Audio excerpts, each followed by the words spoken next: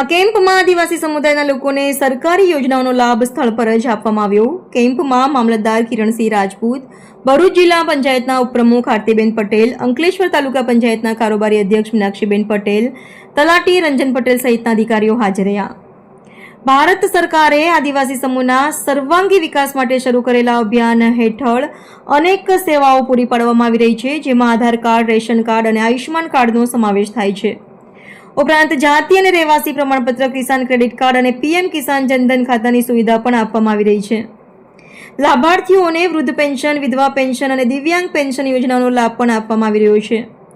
રોજગારલક્ષી યોજનાઓમાં મનરેગા, પીએમ વિશ્વકર્મા અને મુદ્રા લોનનો સમાવેશ થાય છે। મહિલાઓ અને બાળકો માટે પીએમજેવાય, આંગણવાડી સેવાઓ અને રસીકરણ જેવી સુવિધાઓ પણ પૂરી પાડવામાં આવી રહી છે।